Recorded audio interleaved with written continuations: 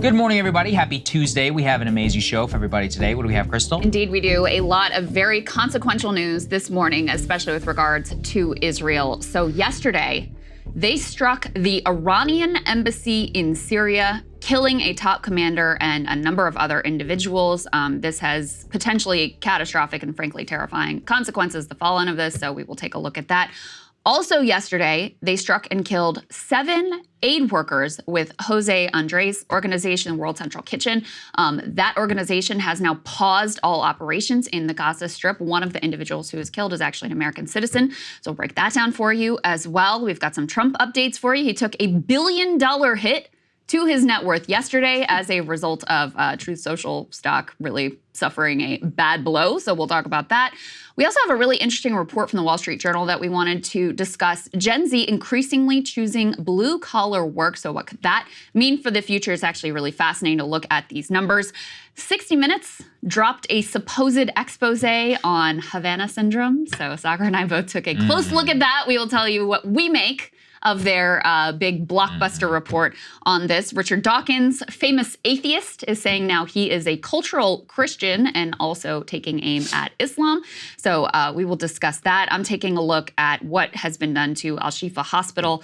That hospital, which is the largest in the Gaza Strip, or at least was the largest in the Gaza Strip, is now completely destroyed. And as IDF soldiers left after a 2-week raid, a massacre has been revealed. So I'm going to take you through everything we know about what happened there. And we have a fantastic guest in the show today. I'm really excited for you guys to get to see. He has been every day on Capitol Hill stalking members of Congress, just trying to get basic answers from them. Some of his exchanges have gone viral. You may have seen a few, so we'll talk to him about what he's been up to there. But before we get into any of that, just want to thank all of you so much for your support of the show. That's right. Thank you so much to our premium subscribers. As we continue to tease, it is coming very, very soon, a major upgrade in our premium service. I think a lot of people will be very satisfied with the results, and there's going to be a lot of new additions. You guys are going to be the very, very first to know. I do recommend that you go ahead and sign up now because we have a discount going on at breakingpoints.com, and you will be the first to know. You'll have the immediate upgrade, and we will communicate everything, including the big news, to you first before it goes out to anybody else. So if you can take advantage and you can help us out, we would really appreciate it. We have some major plans for the election season that's coming at. All right, so let's go ahead and jump into this big news with regards to Israel. Let's put this up on the screen. Yesterday, as I mentioned, Israel struck the Iranian embassy in Syria. That strike on part of that embassy complex in Damascus killed 3 generals in Iran's Quds Force and 4 other officers. One of those individuals is quite a high-ranking commander. So this is extraordinarily significant. Not only because who was taken out, and you can see the images on the screen there of that complex, apparently smoldering and on fire. It's not only significant because of who was taken out, but also because of where this occurred. Let's put this map up on the screen so you all can see. The Iranian embassy and this building that was part of the Iranian embassy, I mean, this is sandwiched right in between the Embassy of Canada and the actual full embassy building of Iran. This is right in the center of Damascus, as you could see from these videos. I don't think I could possibly describe to you how extraordinary and how much of an outrageous breach of international law this truly is. In fact, it's hard to think of a similar scenario unfolding and a similar targeting of an embassy building. As you can imagine, the response from the Iranians has been complete outrage at what has been done here. So they, for one thing, are saying that there will be some sort of response. They also, and Dr. Parsi has been doing quite a bit of analysis here, and I'm reading from one of his tweets, Iran messaged Biden via the Swiss following that attack, and they appear to also hold the U.S. responsible here because of our overwhelming unconditional support of Israel. Iran pressed Iraqi militias previously to stop attacking the U.S. There have been 0 attacks in 6 weeks. Israel may have just killed that ceasefire and put targets on U.S. troops. Now, Saagar, the U.S. is saying, oh, we had no idea in advance. We had nothing to do with this. This was all Israel.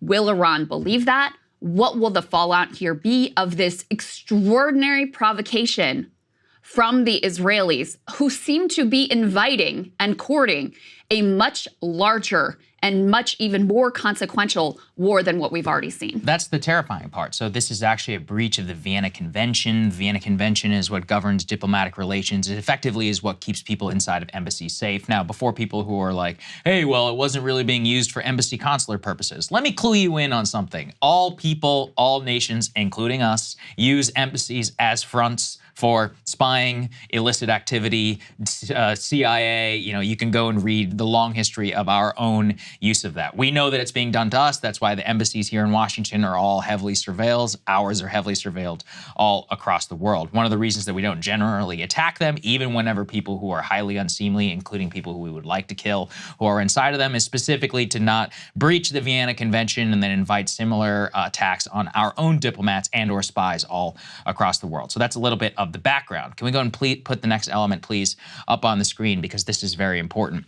What the Iranians say is that the strike on its compound killed 2 separate generals, and that the envoy to Syria, quote, vows decisive response in their attack. Now, what's been frankly not discussed enough in this is that this is the continuation of the last couple of days of a major ramp up by Israel inside of Syria. And we can put that next one up there, please, on the screen. What this tells us is that the Israelis actually struck previously, just days ago in Syria, killing, quote, dozens of militants, including Syrian soldiers and Hezbollah militants. This explicitly, let's again repeat, has nothing to do with the current war on Gaza, and instead was an expansion against Hezbollah militants and including the killing of Syrian soldiers. So let's just repeat here again that we have an attack both here on an Iranian IRGC general who was the major top general of the Ayatollah's kind of personal Revolutionary Guard Corps. We have the deaths of Syrian soldiers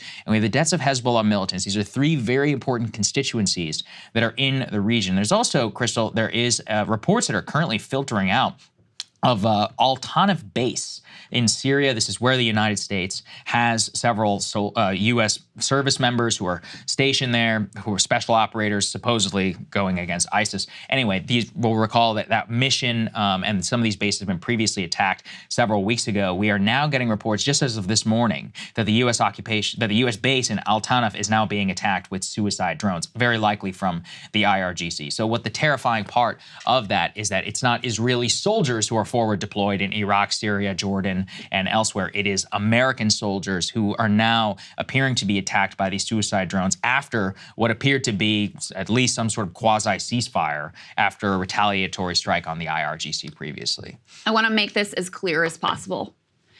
Israel's actions here and in the Gaza Strip and throughout the region, and our explicit support of that policy has gravely endangered our own service members. We're going to bring you another report in a bit about how, those service members who are going to be sent to build this freaking pier outside the Gaza Strip or connecting the Gaza Strip, they are going to be put at significant risk because, of course, they're going to be right there in a war zone. And while we talk a lot here, of course, about Israel's action, the truth of the matter is people throughout the region see us as just as complicit as they should. I mean, what did we talk about yesterday? How we continue to ship these 2,000-pound bunker buster bombs, even as we go out and pretend to hand-wring our concern about civilian life. So the level of risk that our service members have been put at is extraordinary, and it's indefensible. I mean, as you've discussed before, Saagar, even if you don't care a lick about Palestinian life, even if you don't care, how does this serve our interests as Americans? This is insanity. And Biden clearly, because of his ideological fervency, almost fundamentalist commitment to Zionism and the cause of Israel, has put us in an insane, outrageous, indefensible position. And a strike like this, God knows what the fallout is going to be. There are dire warnings coming from the Iranians. There was a statement released saying this attack will have our fierce response. They're, of course, talking about how this is a violation of international law. And that's the other piece of this, is there seems to be an intentional pattern of seeing what the Israelis can get away with. They have violated effectively every humanitarian international law, norm, guideline, whatever you want to call them, you could possibly imagine. Just yesterday, you have IDF soldiers leaving Al-Shifa Hospital, which I'm going to talk about in my monologue, revealing an atrocious massacre, potentially hundreds of individuals killed, many of whom proven to be civilians, including a number of doctors, medical staff who were killed, children, field executions at this hospital, which is supposed to be off limits. You have 7 aid workers operating in a deconfliction zone in a clearly marked car, there to try to feed a population that Israel is starving to death, who are targeted and killed. And you have this strike on an embassy, killing a top commander and leading, again, to God knows what type of escalation here. It is absolute insanity what we're seeing unfold. Well, it's really terrifying, as I said, because we're the ones who are forward deployed and we've effectively been guaranteeing their security. We've got hundreds, actually probably thousands of troops in the immediate vicinity, and ours are the ones who are sitting ducks and who would be and incur the cost of any major incursion. It is not in the United States' interest to get dragged into a war with Iran, even with Syria. I mean, let's even play this out. Let's say even the Iranians don't get involved here. A war between Syria and Israel would be a disaster for us. We have thousands of troops who are not only in Syria, also on the border there with Jordan, as we lost 3 already in this conflict. An explosion there would almost certainly draw in the tens of thousands of Hezbollah militants that are currently inside of Syria, and then we could be a full-blown conflagration, and that's exactly how you get Iran drawn into the conflict. This is also an upping of